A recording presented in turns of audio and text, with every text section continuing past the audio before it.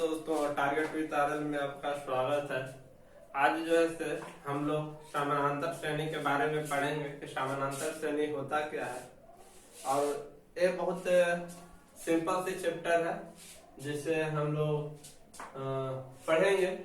देखिए, रियल में arithmetic progression होता क्या है, इसको शॉर्ट में हम लोग एपी बोलते हैं। इस चैप्टर को हम लोग शॉर्ट में क्या बोलते हैं, एपी बोलते हैं। जैसे संख्याओं का जब हम लोग क्रम ले लेते हैं, संख्याओं का क्रम जैसे 2, 4, 6, 8, 10, 12, 14, 16 इस तरह का, तो ये एपी कहलाता है। एपी कब कहेंगे, जैसे देखिए एक संख्याओं का क्रम ले लिए, 2 के बाद 4, 4 के बाद 6, 6 के बाद 8, 8 के बाद 10, 10 के बाद 12, 14, 16, 18, 20 इस तरह से आगे बढ़ते रहेंगे। इसमें क्या होता है कि एक क्या करते हैं कि फर्स्ट पद में एक निश्चित संख्या को जब जोड़ते हैं तो अगला पद प्राप्त होता है। देखिए पहले ये समझिए कि जो प्रत्येक जो संख्या है नंबर दिया हुआ ये सारी पद कहलाता है। क्या कहलाता है, पद कहलाता है। जैसे ये है, ये पहला पद हो जाएगा, ये क्या हो जाएगा पहला पद। और पहला पद को हम लोग A1 या T1 से दर्शाते हैं। ये इस तरह से ये दूसरा पद हो जाएगा, दूसरा पद इसको A2 या T2 से दर्शाएंगे। इस तरह से तीसरा पद हो जाएगा, तीसरा पद इसको हम लोग A3 या T3 से दर्शाएंगे।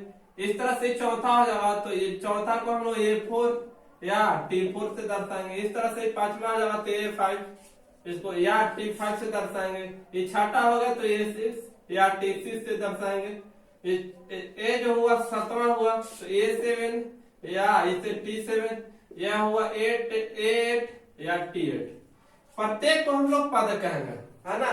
जितने सारे संख्याएं है मतलब प्रत्येक को क्या कहेंगे, पद कहेंगे। पहला पद हुआ, दूसरा का हुआ, तीसरा हुआ, चौथा हुआ, पांचवा हुआ, छठा हुआ, सातवां हुआ, इस तरह का पद में आगे बढ़ते चली जाती है ना।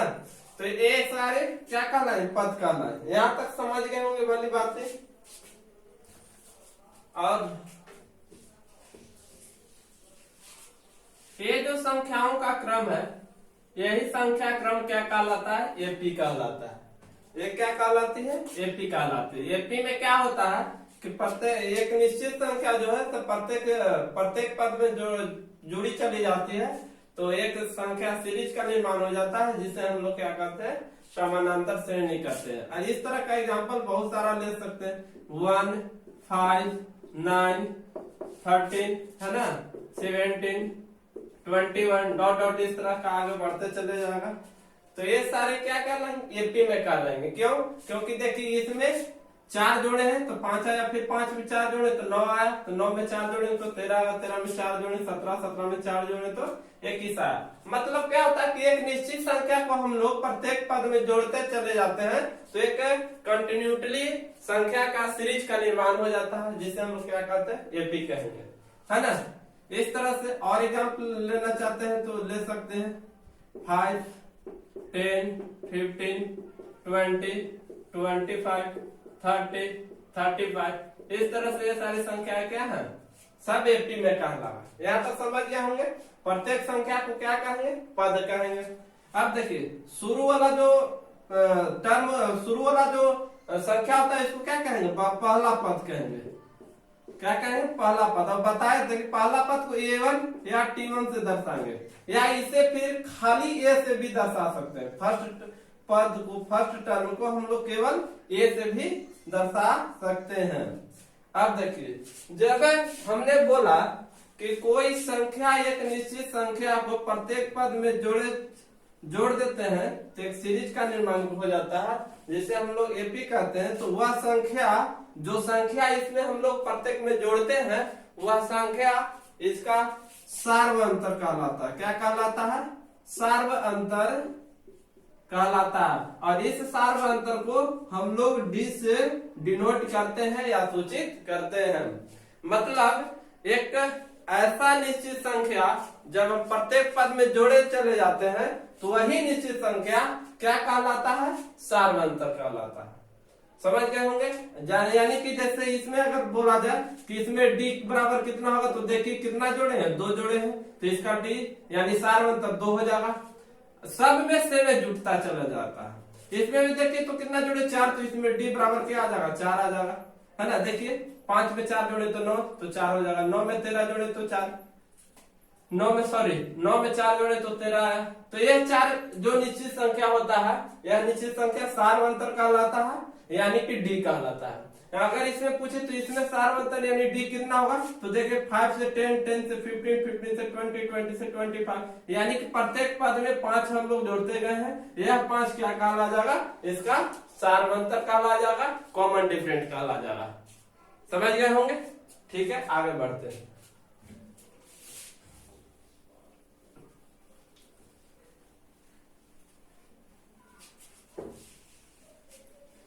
तो समानांतर श्रेणी का हम लोग डेफिनेशन यदि बोले तो क्या हो सकता है, समानांतर श्रेणी, समानांतर श्रेणी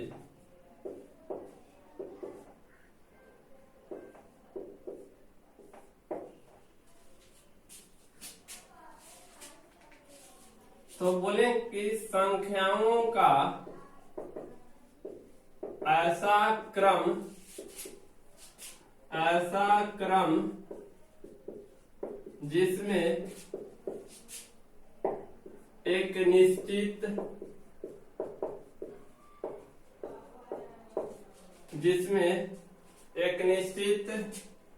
संख्या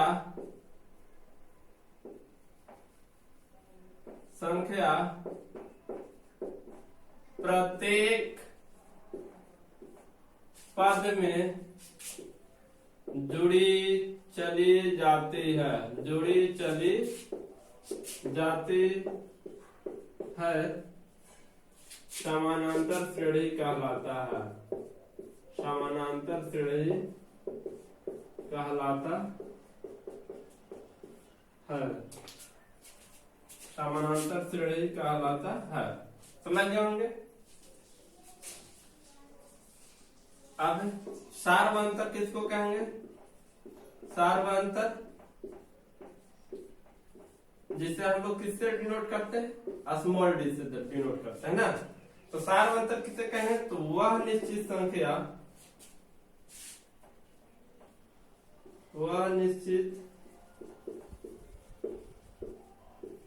संख्या जिसे प्रत्येक पद में जोड़ने पर, है ना, या प्रत्येक पद में जोड़ा जाता है सार्वंतर कहलाता है, सार्वंतर कहलाता है।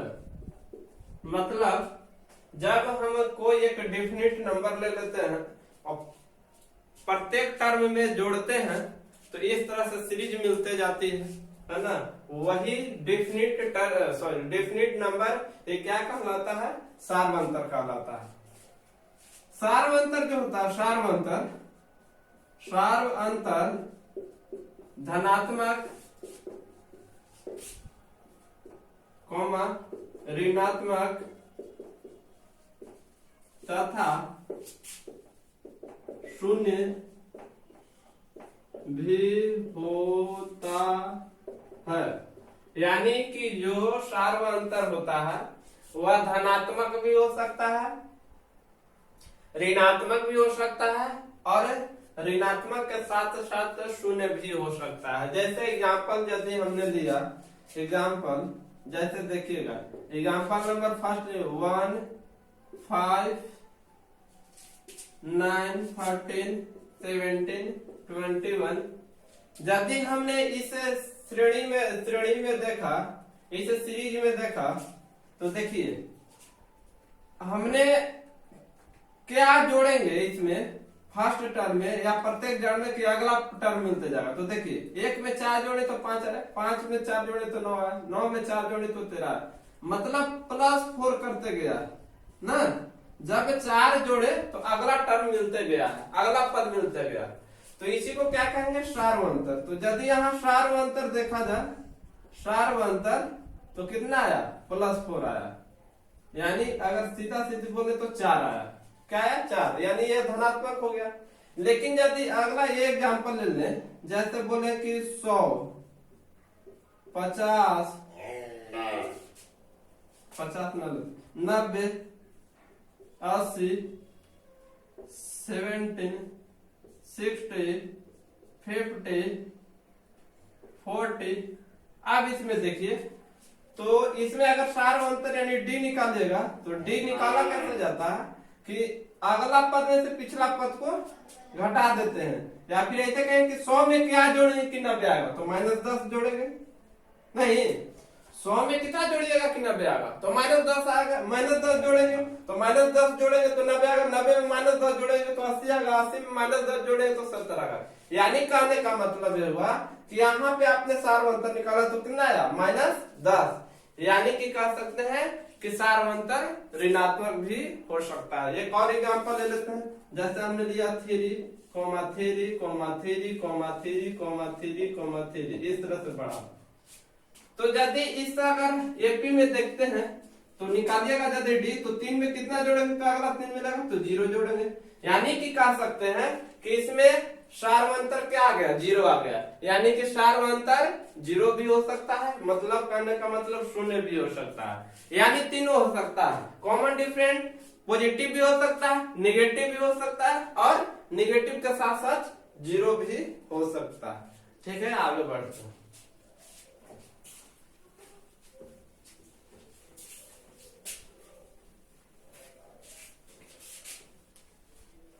आप समझते हैं कि समानांतर श्रेणी का व्यापक रूप क्या होता है। समानांतर श्रेणी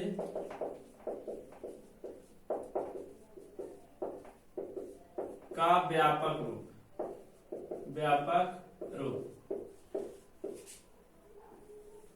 देखिए, व्यापक रूप कहने का मतलब, जैसे यदि फर्स्ट टर्म में मान लिया कि प्रथम पद ए है और सार्वंतर डी है, ठीक है। तो यदि आप प्रथम पद यानी A1 निकालना चाहते हैं, इसी को कहें तो T1 भी कर सकते हैं, है ना। T1 या A1 से बात होता, तो T1 या A1 निकाले तो A ही रह जाएगा, क्योंकि पहला पद ही प्रथम पद कहलाता है। अच्छा, अगर आप T2 या A2 निकालना चाहते हैं तो हमने क्या बोला कि कोई एक निश्चित संख्या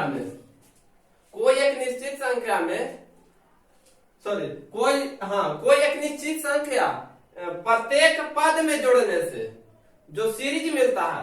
तो देखिए, हमने वह निश्चित संख्या क्या कहलाता है, सार्वंतर कहलाता है। तो सार्वंतर हमने माने डी, तो यदि ए में डी जोड़े तो यार क्या निकल गया, दूसरा पद निकला, है ना।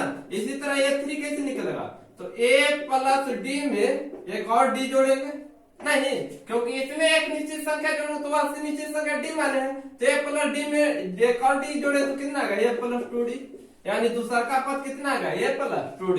इसी तरह से तीसरा का पद, चौथा पद क्या हो जाएगा, तो थर्ड पद में हम लोग यानी तीसरा पद में एक डी जोड़ेंगे तो कितना हो जाएगा, A प्लस 3D, तो ये चौथा पद मिल जाएगा। इसी तरह से A5 निकालना चाहते हैं, तो A5 निकालना चाहते हैं तो क्या हो जाएगा, A प्लस 3D में एक और डी जोड़ेंगे नहीं, तो क्या मिल जाएगा, A प्लस 4D, यानी पांचवा पद निकल गया। इस तरह से आप आगे जोड़ते चले जाइएगा, यानी कि यदि an बराबर हो जाएगा n A plus n minus 1 into D हो जाएगा, है ना।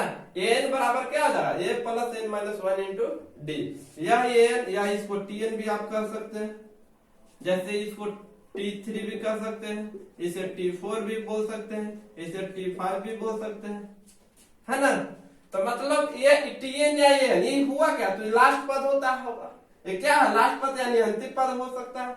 तो अंतिम पद बराबर a plus n minus 1 into D, यानी कि इससे कह सकते हैं कि यह एक सीरीज इस तरह का निर्माण करना a plus D a plus 2d, है ना, इस तरह से a plus 3d a plus 4d, है ना, a प्लस 5d, इस तरह से आगे बढ़ते चली जाएगी, यानी a plus n minus 1 into D तक चली जाएगी। आई होप आपने समझ गई होगी यहाँ तक, है ना। अब आगे बढ़ते हैं इससे।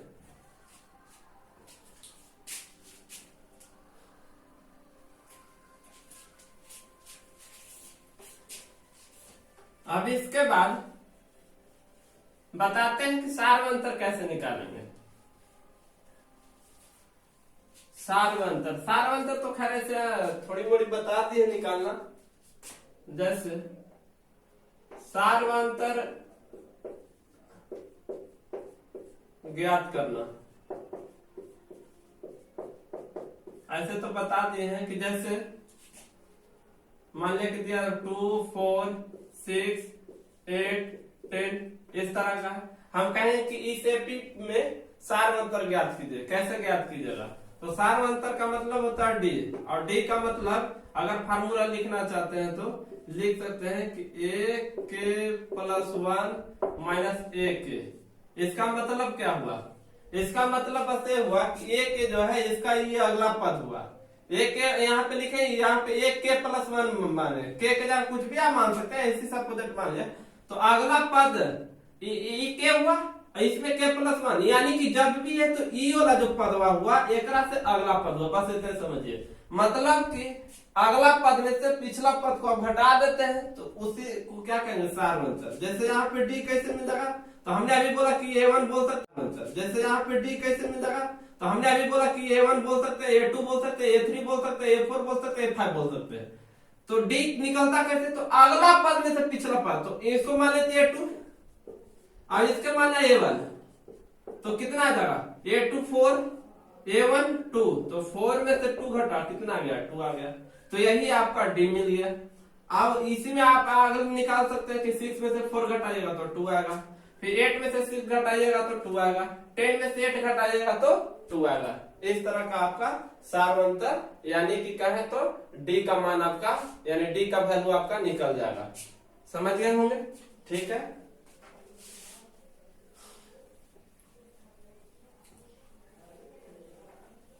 अब देखिए, यदि क्वेश्चन दे दे कि 5 10, हाँ पहले बताते एपी जो है एपी दो तरह का होता है, दो तरह का होता है। एपी कितने तरह का होता है, दो तरह का। एक होता है परिमित एपी, परिमित एपी, और सेकेंड होता है अपरिमित एपी, अपरिमित एपी। परिमित क्या होता है, अपरिमित क्या होता है। परिमित का मतलब होता है एक डिफिनिट, सीमित तक जाए ना। परिमित का मतलब एकदम लिमिट तक जाए, वो परिमित होगा। जैसे एग्जांपल में देखिए 2 4 6 8 10 12। तो ये जो एग्जांपल आपको दिख रहा है, आपकी नजरों से दिख रही है सामने बोर्ड पर, यह जो है यह परिमित एपी है। क्यों, क्योंकि परिमित एपी का जो होता है उसका अंतिम पद रहता है। यदि अंतिम पद मालूम है तो वह एपी परिमित एपी कहला गया, है ना। मतलब जिस एपी का अंतिम पद मालूम हो तो वह एपी कैसा एपी कहलागा, परिमित एपी कहलागा। जैसे आपको सामने दिख रहा है बोर्ड पर। और एग्जांपल ले सकते हैं 5 10 15 20 25 dot dot dot dot dot dot, इस तरह से 40, है ना। तो इसमें देखिए एपी क्या है, परिमित एपी है। क्यों, क्योंकि इसका अंतिम पद दिख रहा है। ये क्या है, अंतिम पद ना है, लास्ट वाला जो रहता है वो अंतिम पद कहलाता है। तो इसमें भी देखिए कि अंतिम पद दिख रहा है, तो ये भी कैसा एपी कहलाएगा, परिमित एपी कहलाएगा। क्यों? क्योंकि इसका अंतिम पद हमको मालूम है। अब देखते हैं आप परिमित एपी का एग्जाम्पल, जैसे देखा 7, 10, 13, 16, 19, 22 इस तरह का। तो ये जो एग्जाम्पल है यह अपरिमित एपी का एग्जाम्पल है। क्यों? क्योंकि हम पूछेंगे इसमें बताइए कि अंतिम पद दिख रहा है, नहीं अंतिम पद कहाँ, खाली डॉट डॉट दे दिया गया। तो डॉट डॉट का मतलब क्या है, कहीं तक जा सकता है, इनफाइनाइट तक जा सकता है। तो इसका अंतिम पद मालूम नहीं है, यानी जिस एपी का अंतिम पद मालूम ना हो वह एपी क्या कहलाता है, अपरिमित एपी कहलाता है। समझ गए होंगे। और एग्जाम्पल लेना चाहते हो बहुत सारे एग्जाम्पल ले सकते हैं, जैसे -5, -10, -15, -20 डॉट डॉट डॉट। तो यह जो एपी है कैसा एपी है, यह अपरिमित एपी है। क्यों? क्योंकि इसका अंतिम पद मालूम नहीं है। आई होप समझ गए होंगे। अब देखते हैं क्वेश्चन कि 1 नंबर में या 2 नंबर में आता है कि बताएं जो एपी दिया हुआ है वह एपी में है कि नहीं है। जो सीरीज दिया हुआ होगा उसको पूछेगा कि एपी में है कि नहीं है। जैसे क्वेश्चन हमने दिया, क्वेश्चन दिया 2, 4, 6, 10, 12, 14 है ना, इस तरह का। अब पूछेगा कि बताइए यह जो सीरीज दिख रहा है आपको सामने बोर्ड पर, यह एपी में है कि नहीं। तो अगर यदि इस तरह का क्वेश्चन दागेगा तो कुछ नहीं, हम लोग कॉमन डिफरेंस निकालेंगे। कॉमन डिफरेंस क्या होता है, तो कॉमन डिफरेंस का हिंदी होता है सारवंतर, है ना। सारवंतर निकालेंगे। यदि सारवंतर समान हो गया तो हम बोलेंगे कि वह एपी में है। अगर सारवंतर समान नहीं होगा तो कहेंगे वह एपी में नहीं है। जैसे यहाँ पे आप निकालिए सारवंतर, हमने बोला था सारवंतर निकालने के लिए कि अगला पद में से पिछला पद को घटा लीजिएगा, यानी कि इसको कहें तो A2 - A1 है ना। तो 4 में से 2 घटाइए तो कितना आया, 2 आया। इसी तरह और डी निकाल सकते हैं। तो अगला पद में से पिछला पद घटा लिए तो A3 में से A2 को घटा लीजिए तो 6 - 4 कितना आया, 2 आया। और आप संतुष्टि के लिए निकाल सकते हैं, अगला पद में से पिछला पद घटा सकते हैं तो A4 - A3 यानी कि 10 - 6 यानी कितना आया, सॉरी थोड़ा सा मिस्टेक से दिया गया। अब देखिए, हाँ 8 - 6, तो देखिए यहाँ पे क्या हुआ, 2। मिस्टेक से थोड़ा सा 8 हम नहीं लिख पाए थे, इसके लिए सॉरी। देखिए A4 में से यानी 8 में से 6 घटाइएगा तो 2 आएगा। फिर और डी निकाल सकते हैं, A5 में से A4 घटा सकते हैं तो 10 में से 8 घटाएंगे तो कितना आया, 2 आया, है ना। तो देखिए तो सब में मान समान आ रहा है। जितना भी हम लोग कॉमन डिफरेंस निकाले सभी में कॉमन डिफरेंस क्या आ रहा है, समान आ रहा है। डी यानी सारवंतर का मान समान आ रहा है। तो कहेंगे कि ये जो सीरीज आपको नजर से दिख रही है यह एपी में है ना। यह क्रम एपी में है, आर इन एपी यानी एपी में होगा। क्यों? क्योंकि इसका कॉमन डिफरेंस क्या है, समान है। समझ गए होंगे। तो आज का लेक्चर यहीं पे रखते हैं। और हाँ आप लोग रिवाइज कीजिएगा, थोड़ा तनी मनी बताएं जो उस चीज को थोड़ा सा देखते रहिएगा। बस आज बार इतना ही बताते हैं, अब नेक्स्ट वीडियो वाला बताएंगे। ठीक है, थैंक यू।